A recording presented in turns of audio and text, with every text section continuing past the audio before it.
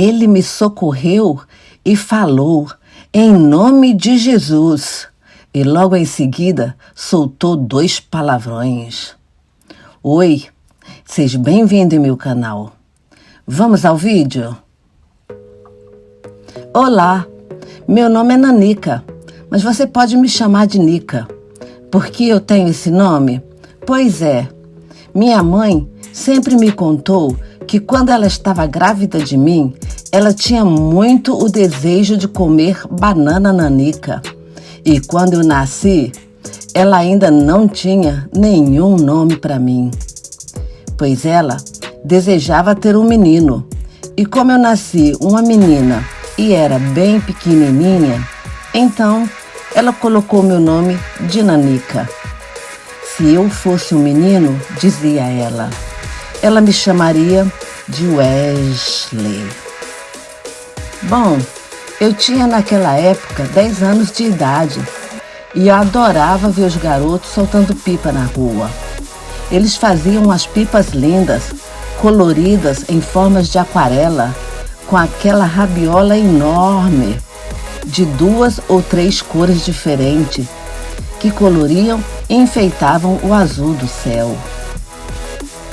E quando elas se encontravam no céu, uma pipa cortava a outra e a mais fraca se despedia pairando no ar, sendo levada pelo vento até cair em um lugar qualquer, onde todos os garotos corriam e gritavam, quem pegar é dono.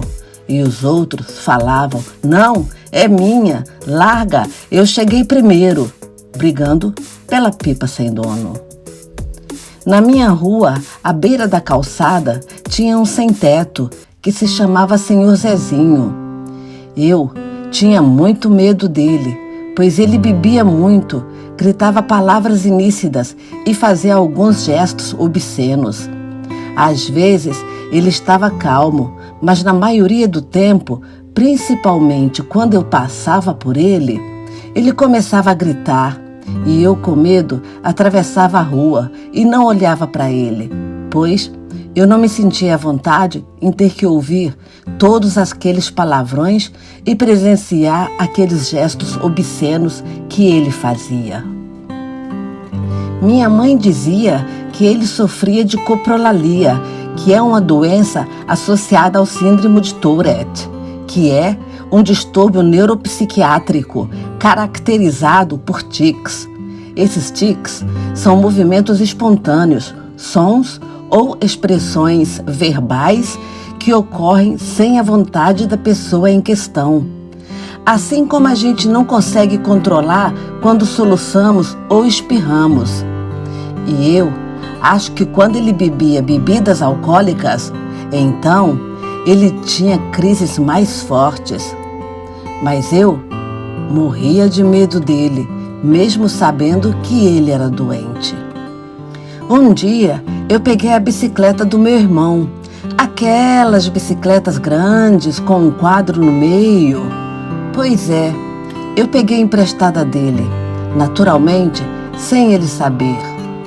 Então, fui andar de bicicleta nas ruas do meu bairro, pois lá do outro lado do bairro tinha uma rua com uma subida íngreme.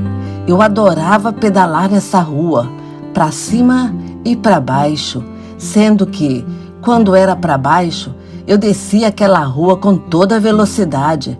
A bicicleta se tornava para mim um carro de corrida e eu descia toda aquela rua íngreme, sem freios. E o vento que tocava o meu rosto me enchia de prazer e satisfação. Então, eu repetia a subida, novamente, novamente e novamente.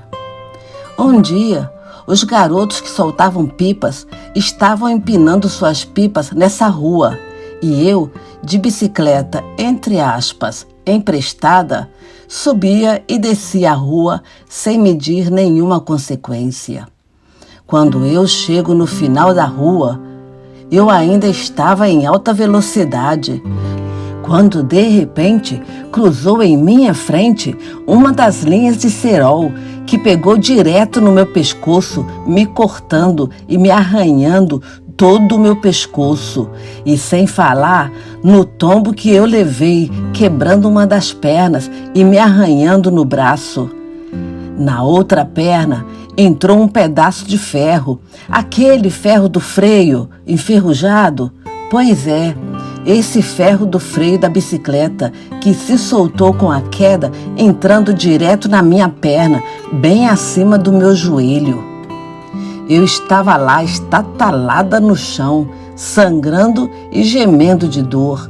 E os garotos que estavam soltando pipas saíram gritando e correndo, com medo, sem me socorrer.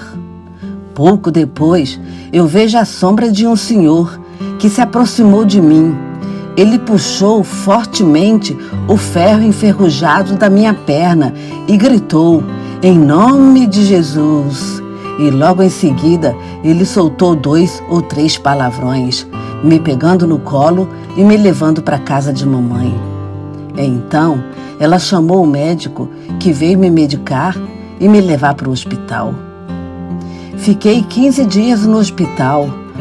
O médico falou que eu tive sorte desse senhor ter tirado o freio da minha perna tão rápido, porque caso contrário eu correria o risco de ter que fazer a amputação da minha perna. A minha mãe, que estava do meu lado, disse que eu deveria agradecer a Deus e ao senhor Zezinho que me socorreu e me levou para casa. Eu tive que fazer uma cirurgia na perna. Logo em seguida, tive que fazer uma fisioterapia e andar 3 meses com um gesso que vinha da ponta do pé até o meu quadris. E o tempo passou. Eu nunca mais encontrei o senhor Zezinho. Uma pena, porque eu gostaria muito de agradecê-lo, mas, infelizmente, eu não tive a oportunidade. Então, eu orei e agradeci a Jesus por ter me curado e pedi a Ele para que Ele cuidasse do senhor Zezinho. Na escola eu estava bem e já estava terminando o 2º grau de enfermagem, pois eu tinha que trabalhar e juntar dinheiro para fazer a minha faculdade. Com os meus 18 anos, não foi difícil arrumar um emprego de recepcionista em uma clínica de medicina psiquiátrica particular, mas o meu sonho mesmo era estudar 6 anos de medicina, abordando depois um treinamento adicional de 5 anos para que eu me tornasse um especialista em psiquiatria e psicoterapia. Eu sabia que era um caminho longo e difícil e eu não tinha me preparado adequadamente para as provas do pré-vestibular, mas mesmo assim eu me atrevi e prestei o pré-vestibular na área de medicina, não passando dessa vez. As minhas notas só dava para fazer uma faculdade particular, que por sinal era muito cara, tão cara que nem em sonho eu poderia pagar.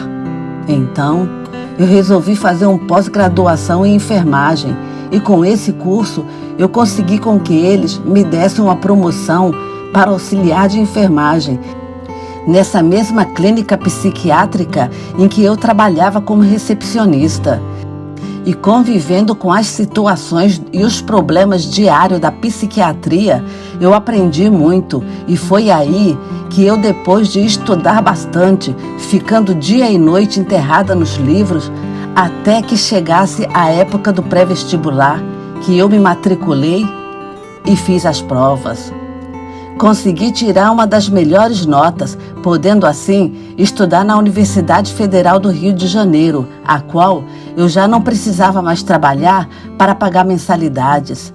Então, eu pedi na clínica onde eu trabalhava para trabalhar só meio expediente, para que eu pudesse me concentrar melhor nos estudos, realizando assim o primeiro passo de uma longa jornada em direção ao meu sonho de me tornar uma psiquiatra, porque só assim, talvez, eu possa devolver ao senhor Zezinho um pouco do que ele fez por mim, em que eu pudesse ajudar outras pessoas que sofressem do síndrome de Tourette. Espero que tenham gostado da história. Aqui nos cards eu coloquei para você outras histórias. Talvez elas também possam te interessar. Obrigada por assistir e até o próximo vídeo.